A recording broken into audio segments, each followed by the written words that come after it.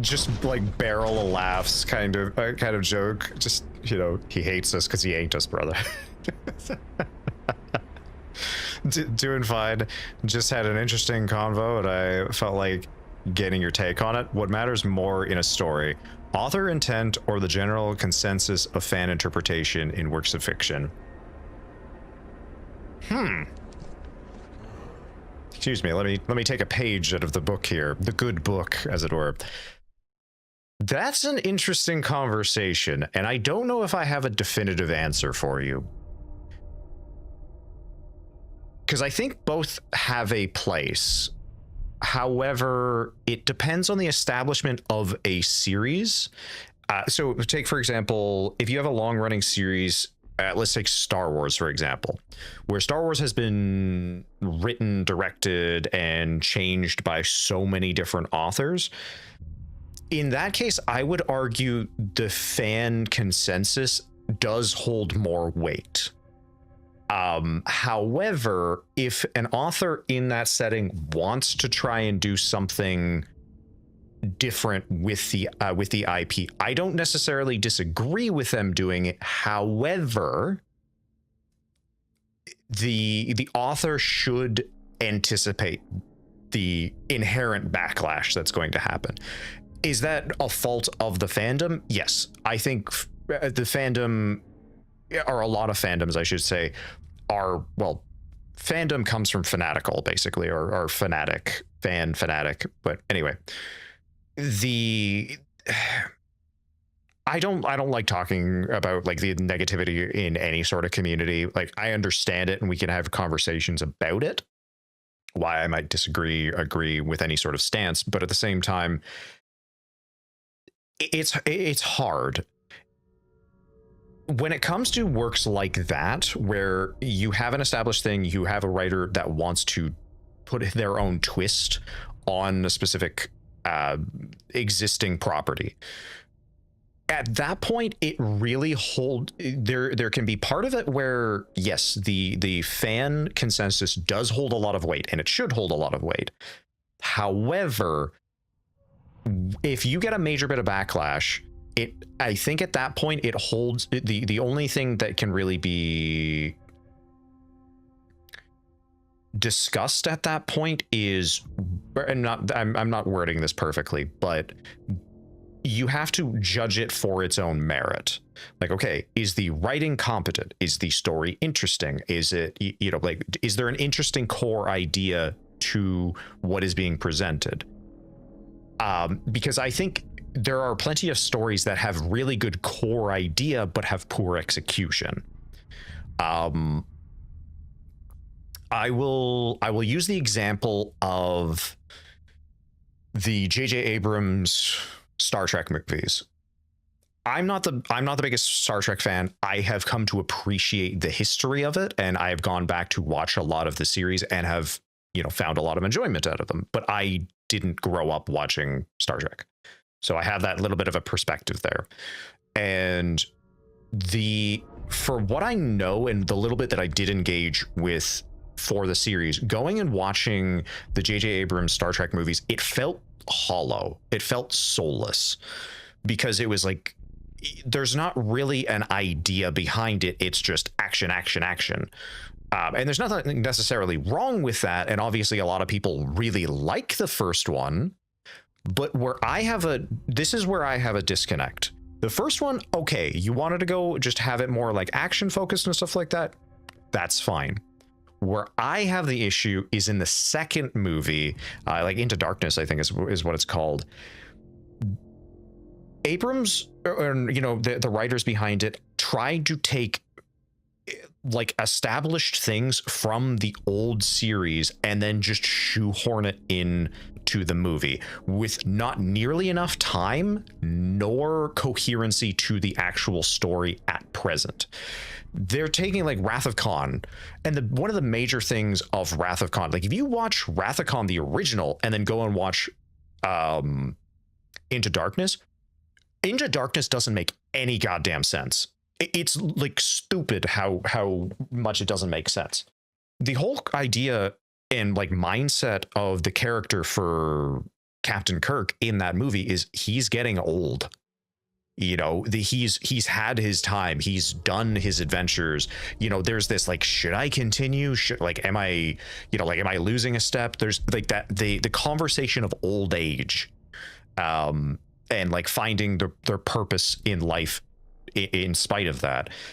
They try and shoehorn that narrative idea into darkness, and it doesn't make any sense, because we have the concept of like, sure, he's gone off and done his adventures off screen. Sure, you can make that assumption.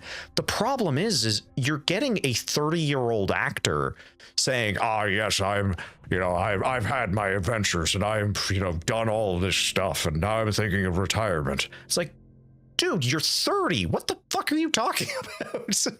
You know, like, it doesn't, like, if you wanted to do something like that, give him, you can do something different where like, oh, maybe he's made some like big mistakes or something like that. But they didn't do that. They quite literally copy pasted it, and it doesn't work in that setting. It doesn't work in that narrative because it's not the same narrative. The original had the concept of, you actually have an older actor, you've seen all of the adventures he's gone through, you could understand his point of view. In the Abrams version, it's quite literally just shoehorned in because they were doing a copy paste, and that's where I was like, you've lost me. That stuff doesn't make sense. So, and those movies were sort of diminishing returns as they went through, but that's the thing, is I'm not personally a huge fan of Abrams' writing and directing style. That's a whole side point, but that's where I think the fandom versus the writer, you have to be able to separate the two, because you can have a fandom that despises a thing. That does not mean that thing is bad. Not all the time, because you will have things that are good, but you have a zealous fandom that will just destroy and put down whatever is released. So that's why I'm like, it's a situation thing. You have to look at kind of both. Is there merit to why the fans are mad? Okay, let's address that. Why are they mad? Versus, okay, well, what's the author trying, or the, you know, the director, writer, anything like that? What are they trying to tell with their story? And this is part of the reason I don't like this sort of ecosystem that's been created for writers and creators of, oh, I want to go tell my own story, but I have to do it with an IP. I have to do it with Star Wars. I have to do it with The Lord of the Rings. I have to do it with Die Hard. I don't know. Like, it has to be in an existing IP. And it's like, why? If you want to go and tell your own story, go write your own characters. Like, even if you're going to do, okay, let's do it in the Star Wars universe, fine. Have no relation. Just make it its own little pocket universe. It does not have to have anything to do with the canon of the universe. I'm fine if you do that. I'm okay with if you want to just like, I think the setting's cool, but I want to tweak a few things. I'm fine with that. But then you get into like really finicky territories, and there's no right answer, unfortunately. Excuse me. But sorry. Hopefully that was a semi-coherent explanation. I know that was a little bit of a tangent, but I think it's a really interesting conversation to have. That to the person, yes and no. That's a good example. I feel like J.J. Abrams ruined Star Trek. He set up the trend for what modern Star Trek is, and there's a reason it's been diminishing returns ever since, because they missed what made it so iconic. It's just, it's kind of just become more Marvel coded, if you want to say, where it's just got to be action and quippy dialogue and this and, you know, quirky characters, and it's just like, there's no soul to it. There's no, you know, it's copy paste with a different color bow on it, and I don't like that. Also, hold on one second.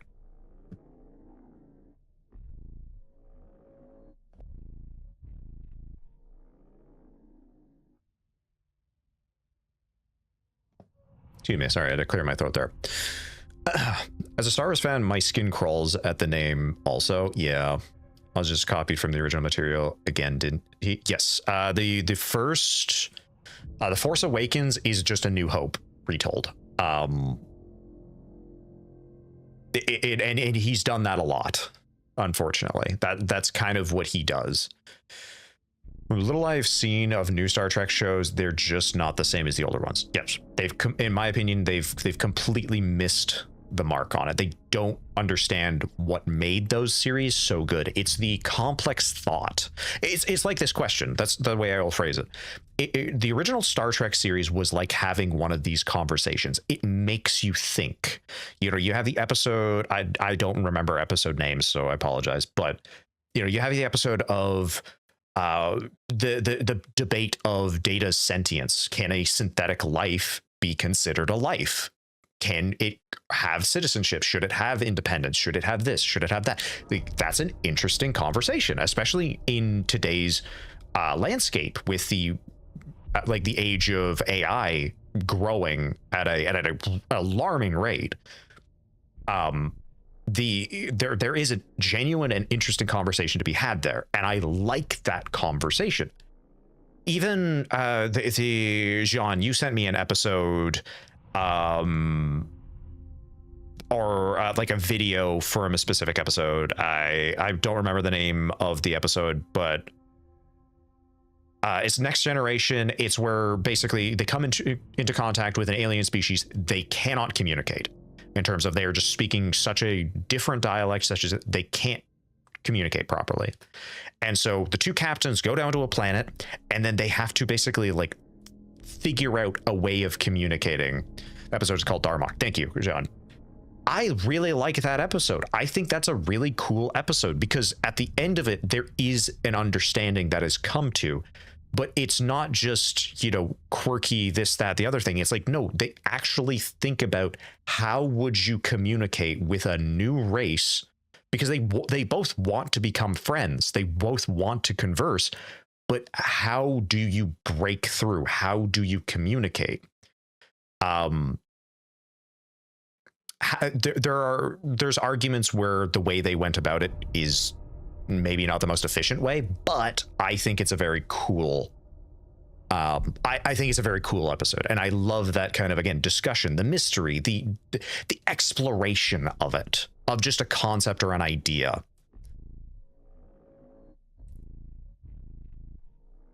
Frogaro, hell yeah. When the Walls Fell, yep. See, like, I love these conversations. A good example of dissonance between adaptations is Jurassic Park.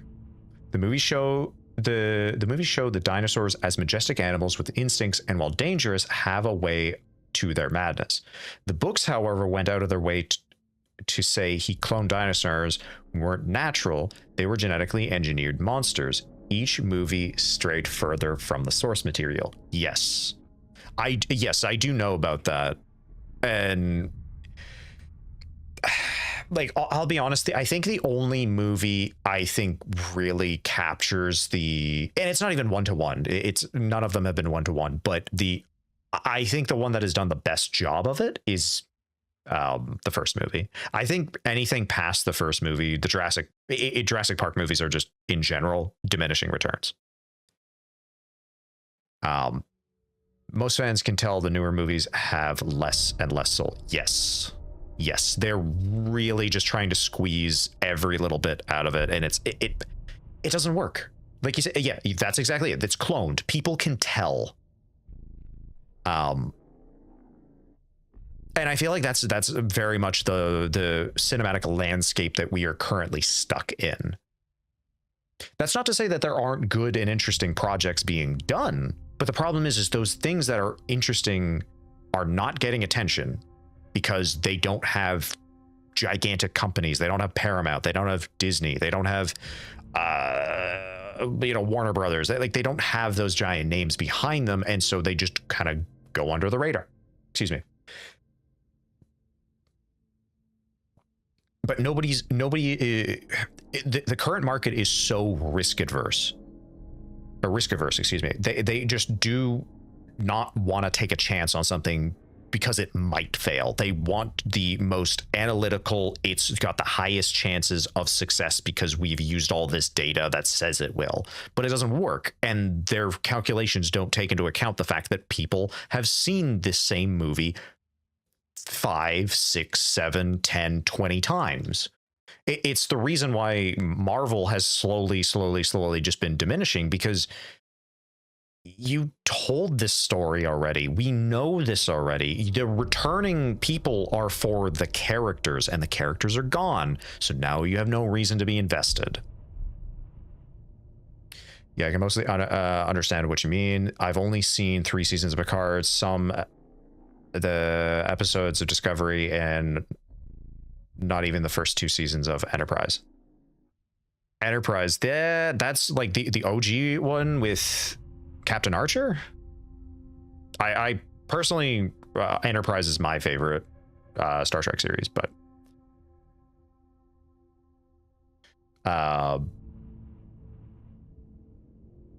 in fairness, though, I have not gotten to the end of it. There's no Star Trek series I've gotten to the end to, but I'm slowly working my way through. Because again, I want to understand and appreciate the history of them. Because I know a lot of people love Star Trek. And again, getting the perspective of seeing the movies and then going back and seeing like what this actually was is so eye-opening. I like, you go back and watch, like, I remember whenever I went to go watch The Next Generation for the first time, or like return to it and watch it through and through, I was Nikki AD, thank you very much for the follow, greatly appreciated. The episode I remember getting through, and like the early start of Next Generation is rocky. It's very hokey, it's very you know, like of the time kind of feeling. Once I hit the episode with the courtroom debate about Data, I remember watching that and my entire perspective on Star Trek flipped on its head. I remember sitting on the edge of my seat going like, oh, these are good questions. But not only are these good questions, this is great dialogue. This is great. They have this back and forth. They have interesting characters in this situation. Like, there is so, like, it was such a neatly contained thing. If I had watched that episode with no other context, it would have been perfect. But now that I had some context with other characters, and then like they continue to like kick off from this idea, and I again, those really thought evocative ideas and episodes are what Star Trek is at its core, from my experience.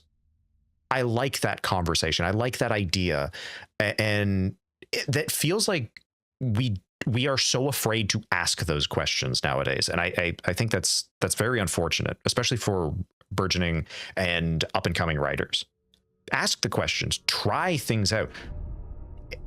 You are bound to fail 90% of the time, but at the same time, refine those skills, make them better, see what works, see what doesn't. You have to fail in order to succeed.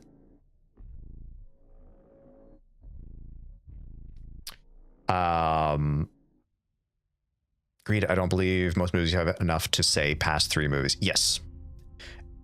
Yeah. He was January, endless trash. I mean, hey, to each their own. And again, I apologize. I realize this is a very long rant tangent that we're on, but I'm hopefully what I'm saying is coming across as somewhat coherent. And again, like I said, I love having this kind of conversation and getting other people's perspective on it. I am by no stretch of the imagination some, you know,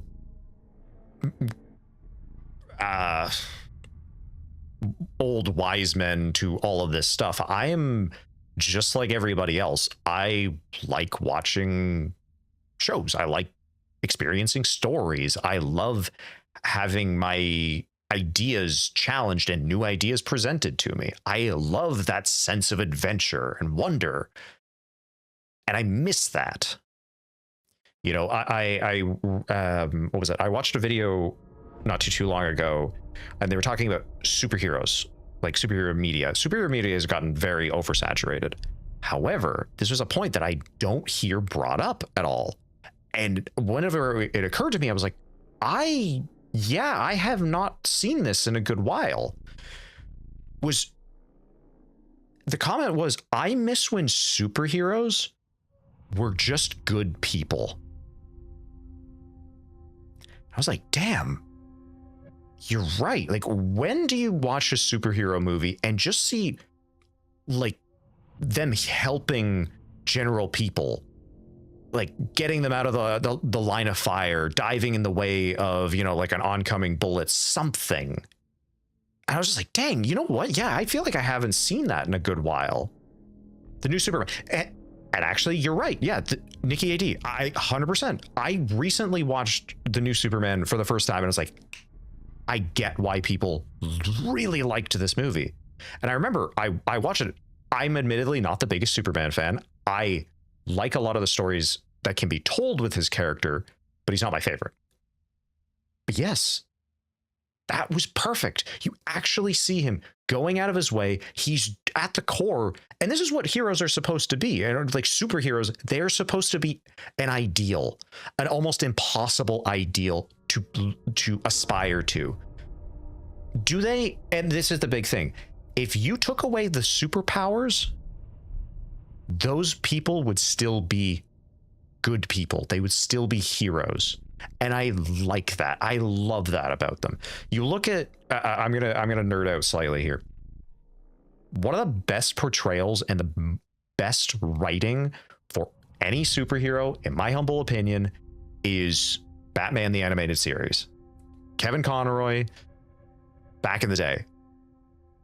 And that I can never remember the writer's name, Tim something. I'm blanking on his name. But that character at his core was just trying to do the right thing, just trying to help people. He's like, and I'm like, I miss that so much. You know, every opportunity, always going out of his way. Oh, you know, you have someone like Two-Face, who has, you know, this absolutely scarring, like physically scarring trauma, but you also have the mental scarring. And what does he do? He doesn't just throw him in prison and throw him in Arkham and then I'll move on to the next one. He's like, no, actually goes out of his way. As Bruce Wayne, sponsors his recovery treatment, helps him get, you know, the plastic surgery to fix the scarring, to get him counseling, like all of these things. And I think that's great. That's something to aspire to. That's something to look up to. And I love that. And we just don't see characters, and especially superheroes, like that. So sorry, that was a long tangent. If you've never watched Batman the Animated Series and you want some good, like, just great writing, great characters, you don't need to watch the entire series. There's a couple of lists of like the episodes you must see. That's, you know, episodes like Heart of Ice, the Two-Face, the 2-part episode. I'm blanking on the names, but like, so many good episodes. Such a good series. Such good writing. God. Again, I'm sorry. That was a long tangent. Did you know there's 2 movies in 1993 that featured genetically engineered dinosaurs going on a rampage? Jurassic Park and Carnosaur. I did not. I don't know if I've ever heard of Carnosaur. Maybe I have, but tried watching Enterprise when it first came out and can't think of why I stopped watching it back then, and tried getting back into it a couple of years ago and got sick and bored of the Xindi story arc. Yeah, that's fair. It does kind of drag on a little long. Also, these days, movie and shows suffer from weakness and TI interference. But at the end of the day, that's all pushed on. Like, whether you're for it, against it, I have no stake in this game. That is just inherent interference from companies. Where there's, again, disagree, agree, it's irrelevant. That is when companies stick their fingers in where they shouldn't be, and they're messing with ideas, they're messing with projects. And I know there are plenty of movies, shows, books that have had that kind of intervention, and it's messed things up as a result. You could have a really good idea, but if someone tweaks everything and breaks your idea to twist it, it no longer works.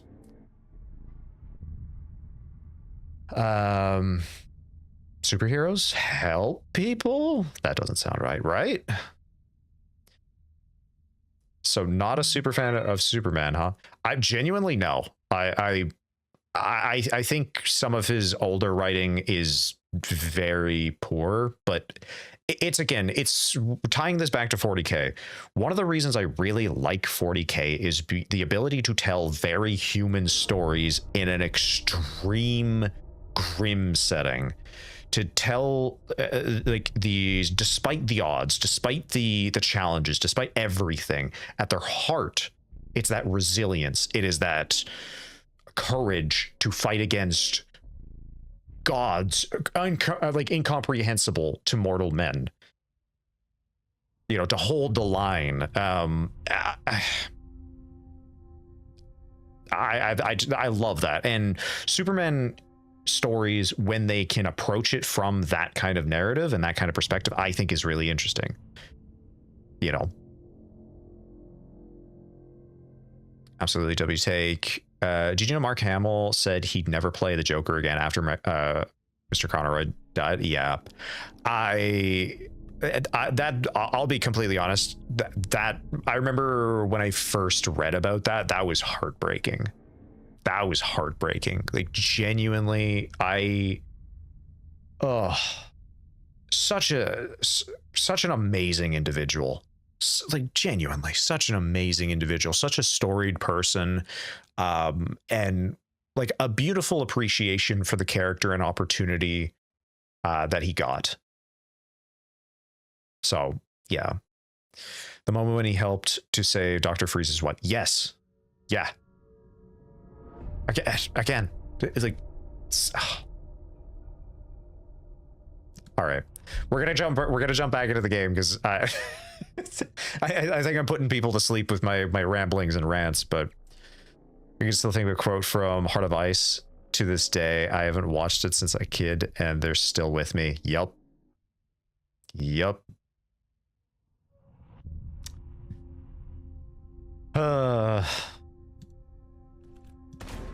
Anyway, man, I've not talked about that series in such a long time.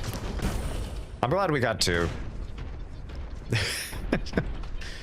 Appreciate the rambling very much. Huh. Well, I'm happy to ramble if people are willing to listen. Excuse me. All right.